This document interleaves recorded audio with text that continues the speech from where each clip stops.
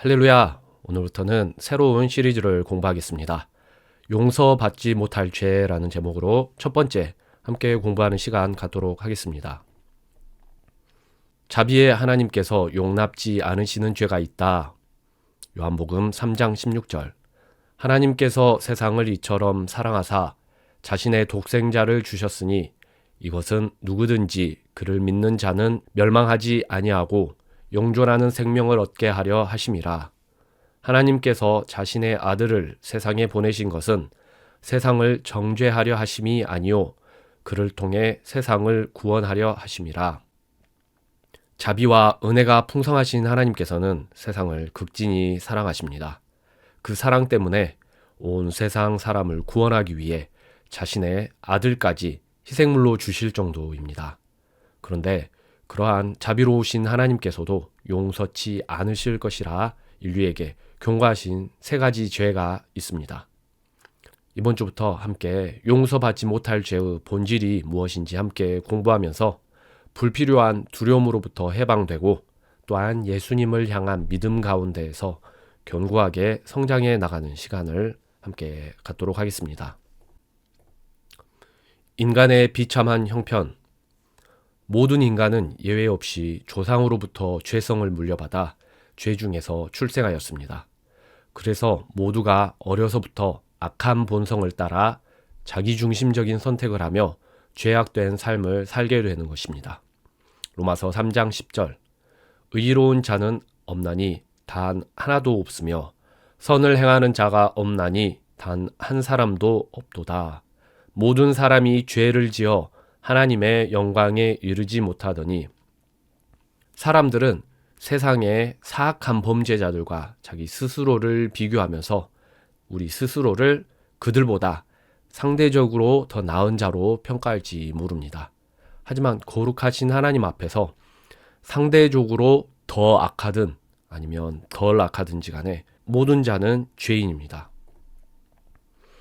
성자로 추종받는 이나 혹은 천진난만한 아이라 할지라도 그 본성에 악이 드리워져 있습니다. 개개인의 악한 본성은 사회의 타락으로 그것이 드러나기도 하는데 개개인이 타락할수록 사회는 더욱 악에 대해서 관용적으로 바뀌게 됩니다. 현대 사회의 타락상은 개개인의 도덕적인 추락을 잘 반영하고 있는데 현대 사회에서는 악을 일상적인 것 또는 놀이거리로 취급하는 그러한 상황에 이르렀습니다. 가령 마약이나 문신은 어느 사회에서나 가장 어두운 곳에 속한 사람들의 전유물이었습니다. 하지만 악은 끈질기게 그 저변을 확대해 가면서 보통의 사람들을 잠식해가는 속성을 지닙니다.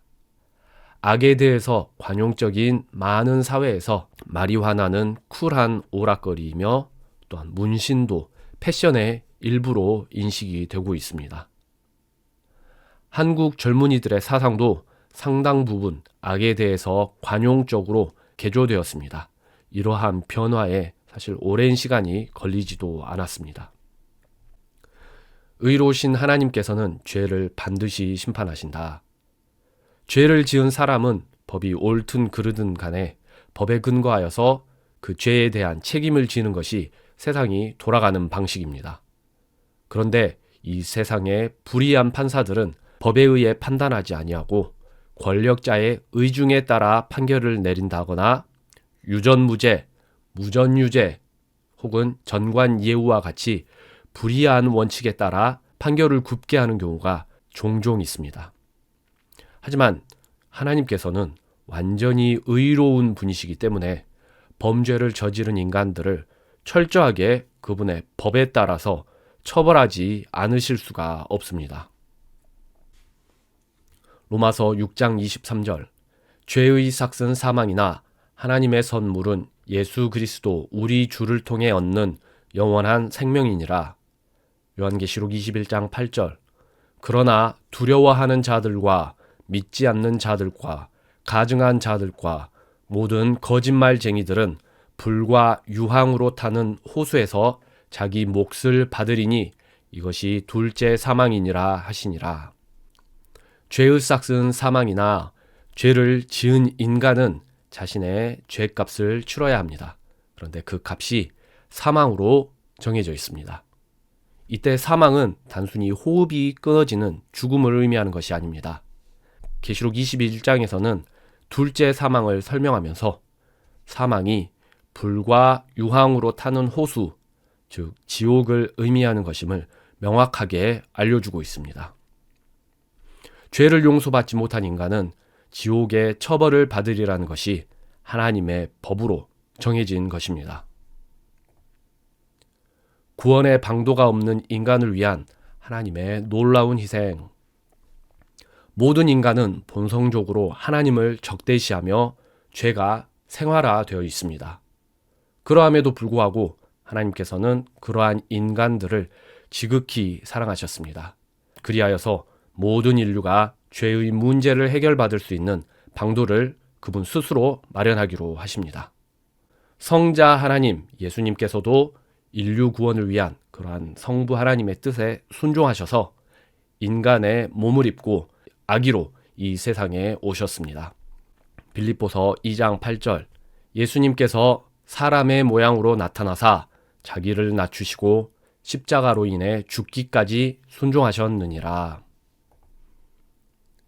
가장 비천하지만 가장 선별된 가문으로 오신 예수님. 예수님께서 이 세상에 오셨을 때에 그분은 당대를 호령하던 로마 황족을 택하여 오지 않으셨습니다. 오히려 이미 망해버린 유대 왕족 다윗의 후손인 요셉과 동정녀 마리아를 통해서 오셨습니다. 그들이 얼마나 궁핍했던지 그들은 여인 속에서도 가장 낮은 곳, 말 여물통에 아기 예수님을 누일 수밖에 없을 정도였습니다. 세상 사람들의 기준에서 예수님은 참으로 별 볼 일 없는 사람의 모습으로 오신 것입니다. 하지만 신약의 복음서들은 예수님의 족보를 다양한 관점에서 거듭 기록함으로써 요셉과 마리아가 성경적으로 가장 선별된 가문의 출신이자 또한 모든 성경의 예언을 성취한 특별한 가문이었음을 강조하고 있습니다. 낮아지고 겸손해지기 위해 오신 예수님. 누추한 말의 여물통은 예수님 스스로 선택하신 겸손한 삶의 시작이었습니다. 예수님께서는 하나님의 뜻에 순종하는 삶을 살며 30이 넘도록 가족도 집도 없이 그때그때 하나님의 공급에 의존하여서 거의 떠돌이처럼 지내셨습니다. 마태복음 8장 20절 예수님께서 그에게 이르시되 여우도 굴이 있고 공중의 새도 보금자리가 있지만 사람의 아들은 머리 둘 곳이 없도다 하시니라. 겸손한 예수님의 엄청난 기적들. 예수님께서는 30의 나이에 공식적인 사역을 시작하셨습니다. 수많은 사람들이 예수님을 통해 병과 귀신, 죽음으로부터 자유케 되었습니다. 예수님이 베푸신 수많은 기적들 중에 일부를 복음서들이 기록하고 있는데 거기에는 병 고침, 귀신을 쫓아냄, 그리고 죽은 자를 다시 살리심, 수천 명의 사람들을 먹이셨던 오병이어와 같은 사건, 그리고 폭풍을 잠잠케 하심, 물 위를 걸으심, 이러한 기적들이 기록되어 있습니다. 그러한 기적이 예수님을 위험하게 만들다. 예수님께서 보이신 초자연적인 능력은 그분이 하나님의 보냄을 받은 메시아이심을 강력하게 증거하는 것이었습니다. 하지만 많은 기적을 통해 예수님의 메시아됨이 명백해질수록 이스라엘의 교계 지도자들은 그것을 그들의 기득권에 대한 위협으로 여겼습니다. 그리하여서 예수님을 죽이고자 하는 그들의 열망이 날로 커져갔습니다. 이스라엘의 교계 지도자들은 예수님을 죽이기 위해서 정치권, 즉 로마 총독에게 압력을 가하는 한편 성경 전문가들, 바리새인을 내세워서 예수님을 사탄의 종이라 주장하는 가짜 뉴스를 퍼뜨렸습니다. 그리고 마지막으로 백성들을 선동하여서 그분을 죽이라 하고 외치는 시위를 일으켰습니다. 흥미로운 점은 이러한 유대교계 지도자들의 전략이 오늘날 세상이 돌아가는 방식을 거의 그대로 그려내고 있다라는 점입니다. 여기에 적어놓은 이 말씀 구절들을 찾아서 확인해 보시면 이미 수천 년 전부터 사탄은 그의 종들을 이용하여서 세상의 권력자들과 대중을 자신의 입맛에 따라 능숙하게 조종해 오고 있었다는 사실을 확인할 수 있습니다. 하물며 모든 것이 시스템화되어서 통제하기가 쉬워진 오늘날에는 사탄이 얼마나 전 세계 사람들을 손쉽게 조작하고 그의 뜻대로 이끌어가고 있을지 크리스찬들은 항상 염두에 두면서 경계하고 분별하는 삶을 살 필요가 있습니다. 사랑하기 때문에 십자가를 선택하신 예수님. 예수님께서는 십자가형을 당하셨는데 십자가는 최악의 죄인을 사형시키는 방식이었습니다. 그런데 성경은 그 십자가 사건을 예수님의 무기력한 최후로 보지 않고 더 큰 승리를 위한 희생의 결단이었음을 거듭 강조합니다. 마태복음 16장 21절. 그때부터 예수님께서 자기가 반드시 예루살렘으로 가서 수제사장들에게 고난을 당하고 죽임을 당하며 셋째 날 다시 일으켜질 것을 자기 제자들에게 보이기 시작하시니 예수님께서는 이미 이 세상에 성육신하여서 오시기 전부터 그분께서 십자가를 짐으로써 세상 사람들의 죄를 대신 질 것을 알고 이 땅에 오셨습니다. 그리고 때가 이르자 예수님께서는 그분의 그 계획을 제자들에게 가르치기 시작하십니다. 예수님께서는 교계 지도자들에게 자신이 고난을 받고 죽임을 당할 것을 다 알고 계셨지만 누가 끌고 가지 않았음에도 그분 스스로의 선택으로 예루살렘으로 직접 내려가셨습니다. 마태복음 26장 3절. 그때에 수제사장들과 서기관들과 백성의 장로들이 가야바라 하는 대제사장의 관저에 함께 모여 예수님을 교묘히 붙잡아 죽이려고 협의하였으나 말하기를 백성 가운데 소동이 있을까 염려되니 명절날에는 하지 말자 하더라. 예수님을 죽이기로 결단한 교계 지도자들은 그들의 음모를 실행할 시점을 두고 고민하였습니다. 당시는 유월절 기간이었는데 유월절에는 수십만의 인파가 예루살렘에 운집해 있었기 때문에 그들은 소란을 막기 위해서 명절이 지난 이후를 음모 실행일로 잡고 있었습니다. 하지만 예수님께서는 성경의 예언들을 완전히 성취하기 위해 유월절에 십자가에 달리실 이유가 있었습니다. 요한복음 13장 27절. 빵 조각을 받은 뒤에 사탄이 그에게 들어가매 그때에 예수님께서 그에게 이르시되 너가 하는 것을 속히 하라 하시니라. 그때에 그가 빵 조각을 받은 뒤 즉시 나갔는데 때는 밤이더라. 그리하여서 예수님께서는 유월절에 맞춰 십자가 사건이 일어날 수 있도록 이미 배반을 계획하고 있던 가룟 유다에게 그의 계획을 속히 시행하라 하고 명령하셔서 밤중에 그를 내보내셨던 것입니다. 이처럼 예수님께서는 그분이 십자가에 달릴 예루살렘으로 직접 내려오셨을 뿐만 아니라 그분이 희생될 날짜까지도 직접 선택하셨습니다. 십자가를 향한 모든 걸음은 예수님의 뜻에 따라 선택된 걸음이었던 것입니다. 예수님을 믿음으로 죄 용서를 받게 됨. 모든 인간은 창조주 하나님을 무시하고 살아온 삶에 대한 죄값을 응당 스스로 받아야 합니다. 죄의 크기에 따라 처벌의 강도는 각자 다르지만 모두가 지옥에 던져진다는 점은 동일합니다. 그런데 거룩하신 성자 하나님께서 천한 인간들을 대신하여 십자가형을 당하심으로써 모든 인류의 숙명인 지옥의 형벌로부터 피할 수 있는 길이 마련되었습니다. 그 누구라도 하나님이시며 또한 인간이신 예수님의 공로를 믿기만 하면 모든 죄를 예수님의 십자가에서 용서받을 수 있게 된 것입니다. 사도행전 10장 43절. 누구든지 그분을 믿는 자는 그분의 이름을 통해 죄들의 사면을 받으리라. 13장 38절. 형제들아 너희가 알 것은 이 사람을 통해 죄들의 용서가 선포되었다는 것과 그분에 의해 믿는 모든 자가 의롭다고 인정받았다는 것이라. 요한복음 3장 16절 하나님께서 세상을 이처럼 사랑하사 자신의 독생자를 주셨으니 이것은 누구든지 그를 믿는 자는 영존하는 생명을 얻게 하려 하심이라.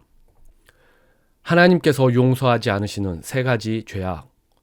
이처럼 하나님께서는 모든 인류가 죄의 형벌에서 해방될 수 있는 오직 한 길을 예수님을 통해서 마련해 주셨습니다. 하지만 이토록 자비로우신 하나님께서도 예외적으로 결코 용서하지 않으시는 세 가지 죄가 있습니다. 첫 번째, 예수님을 믿지 않은 죄. 두 번째, 예수님을 알 만한 충분한 증거를 받았음에도 고의로 배도한 죄. 세 번째, 짐승의 표를 받은 죄. 오늘은 이 죄들 중에 첫 번째, 예수님을 믿지 않은 죄에 대해서만 더 구체적으로 살펴보도록 하겠습니다.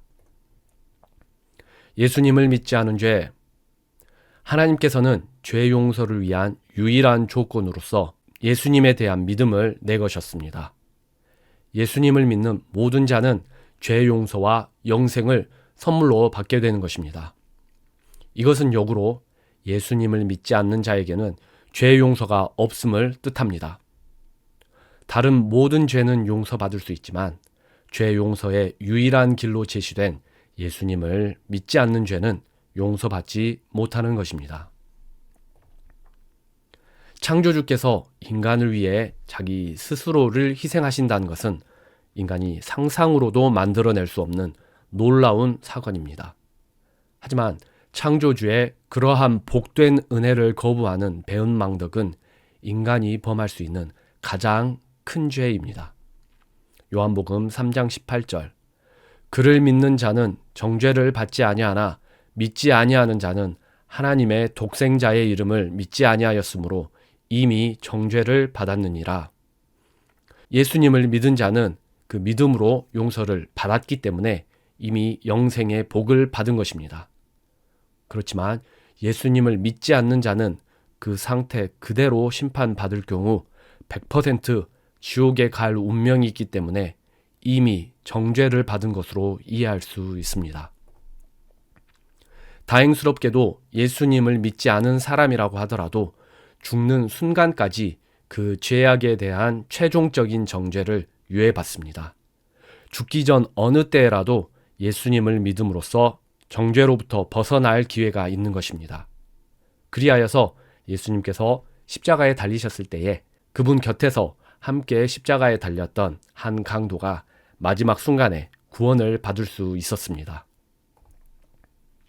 누가복음 23장 42절 주여 주께서 주의 왕국으로 들어오실 때에 나를 기억하옵소서 하매 예수님께서 그에게 이르시되 진실로 내가 너에게 이르노니 오늘 너가 나와 함께 낙원에 있으리라 하시니라. 십자가상에서 예수님의 은혜를 구했던 한 강도와 같이 죽음 직전에라도 예수님을 믿을 기회를 잡은 자들은 죄 용서의 은혜를 받습니다. 실제로 수많은 사람들이 임종 직전 병실에서 예수님을 믿고 영생의 자유와 죄 용서의 평안 가운데서 숨을 거둡니다. 죽음을 문턱에 두었던 작은 아버지께 예수님을 소개하여서 믿음의 씨앗을 뿌렸던 이한숙 목사님의 간증을 짧게 들어보도록 하겠습니다. 그때 우리 친정 작은아버지가 순천에서 입원했다고 갑자기 아프셨다. 이 주일날 예배드리고 오후에 병원에 갔었어요. 기도하잖아요. 그냥 환자한테 작은아버지 손을 잡고 딱 기도하는데 작은아버지가 손을 탁 잡은 거예요. 그 전에 예수를 전했죠. 예수를 전했는데 바로 제 손을 얼마나 딱 잡은지 강하게 느껴지더라고. 이렇게 성령이 임하니까 그러죠. 그러고 내가 기도하는데 장남지가 우시는 거예요. 너는 좋겠다 그러면서. 그래서 장남지 무엇이 좋아요 그랬더니 그 전에 내가 전도했던 내용으로 예수를 알아서 그러더라고요. 예수를 꼭 전해야 돼. 이제 전도왕이었으니까 예수 전하는데 생명을 걸잖아요. 예수를 알아서 좋겠다 그러면서 우시는데 이 뜨거운 눈물이 떨어지는 거예요. 그 정도로 강하게 장로아버지가 은혜를 받았다. 그리고 이제 강주 왔는데 며칠 있다가 안 좋아서 고향으로 가셨다는 거예요. 고향으로 가셨다 그래서 우리 교회에 차로 목사님한테 이야기해가지고 급하게 목사님을 모시고 가게 됐거든요. 친정에를 갔더니 임종 지켜보듯이 병원한 온 사람들이 이제 병원에서 왔다고 많이 와 계시더라고요. 다닐 때 영적 기도문을 써서 줬어요. 장남한테 읽어주면서 이걸 늘 읽으라고 줬었어요.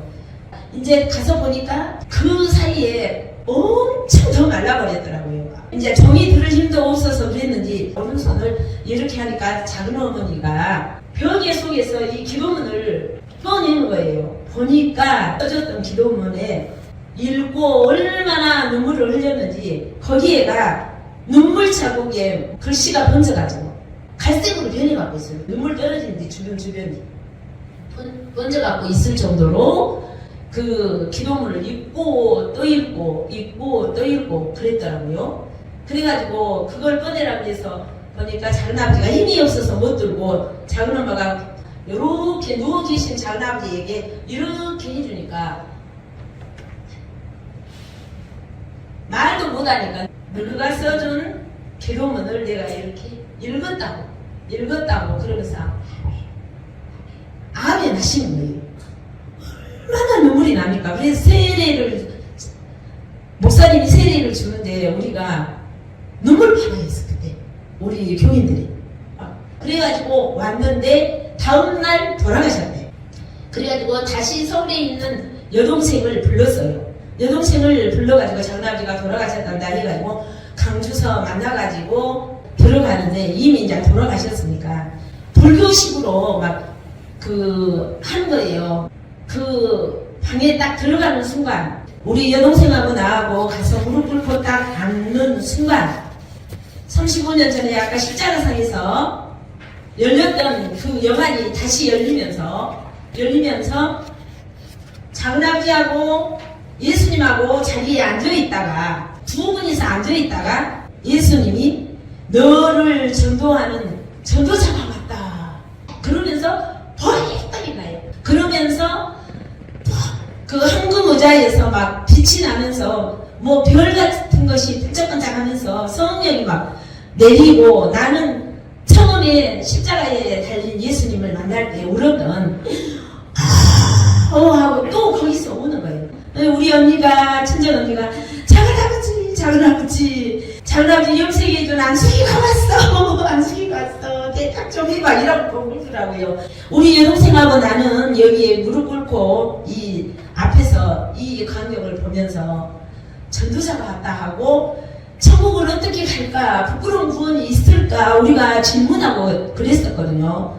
확신이 없으니까. 그랬더니 그거를 이렇게 보여주시더라고요. 그러면서 전도하는 것에 대한 하나님이 그 은혜를 이렇게 주셨습니다.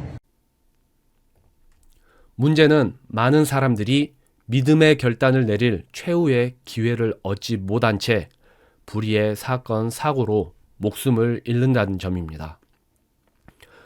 사람이 오는 것은 순서가 있지만 가는 것에는 순서가 없기 때문에 모든 인간에게 있어서 바로 지금 이 순간이 잠재적으로 생의 마지막 순간입니다. 그러한 사실을 깨달아 영생을 좌우하는 믿음의 결단을 뒤로 미루지 않는 것이 인생의 지혜입니다. 오늘은 하나님께서 용서하지 않으시는 3가지 죄악 중에 첫 번째, 예수님을 믿지 않은 죄에 대해서 공부했습니다.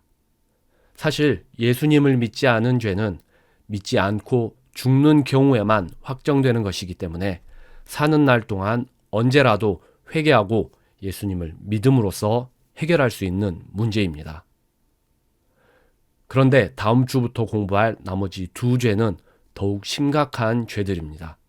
1번 예수님을 믿지 않은 죄는 예수님의 실체와 그분의 공로에 대해서 충분히 알 기회를 얻지 못한 사람들이 그들의 부족한 정보, 즉 무지함 때문에 예수님을 불신하는 것으로서 고의성은 없는 반면에 두 번째와 세 번째 죄는 고의로 신성모독하는 죄에 해당합니다. 그분이 성자 하나님이시면서 또한 인류의 구원자이심을 충분히 알면서도 고의로 부인한 죄에 해당합니다. 하나님께서는 이처럼 고의성을 갖춘 신성모독에 대해서는 매우 엄중한 죄로 특별 취급하십니다. 그 죄들에 대해서는 이후 시간들에 함께 공부하도록 하겠습니다. 오늘 함께 공부한 말씀을 퀴즈로 정리해 보겠습니다. 1번, 의로우신 하나님께서는 인간의 죄악을 아무런 대가 없이 죄 없다 하실 수 있는가? 죄 지은 사람을 처벌도 하지 않고 그냥 풀어줄 수 있으면 O. 그것은 의로우신 하나님께 불가능한 일이면 X. 정답은 X. 2번, 예수님을 제외한 모든 인류 중 죄의 문제에서 자유로운 사람이 존재하는가? 이 세상 사람 가운데에 죄의 문제에서 자유롭다 할 수 있는 사람이 있는가? 정답은 존재하지 않는다. 3번, 인간은 자신이 저지른 죄의 값을 사망으로서 치러야 한다. 계시록 21장에서는 이 죄의 값을 둘째 사망이라고도 하는데 이것은 무엇을 의미하는가? 정답은 불못 또는 지옥. 4번, 하나님께서는 인류의 죄값을 치러주시기 위해 인류 대신 누구를 희생시키셨는가? 인류를 대신하여 십자가형으로서 죄값을 치르게 하신 분은 누구인가? 정답은 예수님. 5번, 인간이 죄 용서를 받기 위해 하나님께서 내거신 유일한 조건은 무엇인가? 죄 용서를 받기 위해서 인간은 어떠한 것을 해야 하는가? 정답은 예수님을 믿음. 이번 한 주간 예수님을 보내주신 하나님의 거룩하신 사랑을 깊이 생각해 보시면서 영생을 좌우할 믿음의 결단을 더 이상 미루지 않고 그분께 믿음을 두고 그 믿음 가운데서 성장하기 위해 말씀을 붙잡고 순종을 이루어내는 한 주 되시기를 기도합니다. 감사합니다.